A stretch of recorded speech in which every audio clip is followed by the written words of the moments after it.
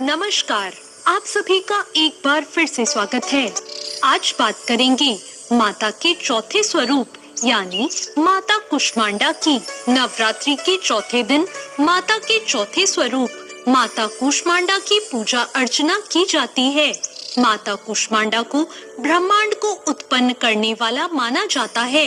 मान्यता है कि जब सृष्टि की उत्पत्ति नहीं हुई थी और चारों ओर अंधकार ही अंधकार था, तब इन्हीं देवी ने अपनी मंद हंसी से ब्रह्मांड की रचना की थी।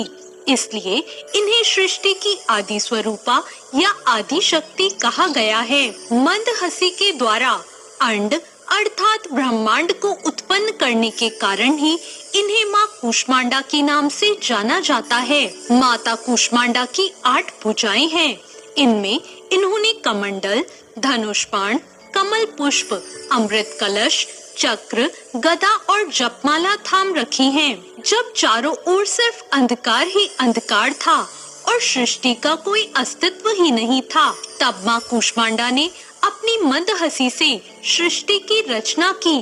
कुष्मांडा माँ के पास इतनी शक्ति है कि वो सूरज के घेरे में भी आराम से रह सकती हैं, क्योंकि उनके पास ऐसी शक्ति विद्यमान है जो असहनीय गर्मी को भी सह सकती हैं।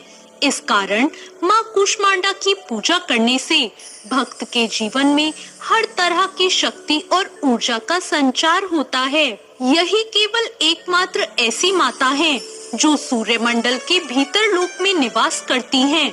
इनकी पूजा करके व्यक्ति अपने कष्टों और पापों को दूर कर सकता है।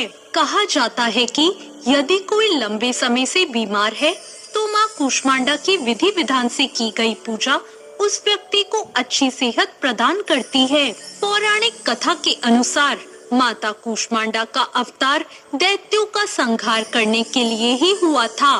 कुष्मांडा का अर्थ कुम्हड़ा होता है। माँ कुष्मांडा का वाहन सिंह है। जब तीनों लोकों पर असुरों का आतंक बढ़ गया था, तब उनको सबक सिखाने के लिए माँ कुष्मांडा ने जन्म लिया। माँ कुष्मांडा की पूजा करने के लिए ब्रह्म मुहूर्त में उठने के बाद स्नान आदि करके पीले रंग के वस्त्र पहन लें। उसके बाद सूर्य भगवान को जल अर्पण करके व्रत करने का संकल्प लें।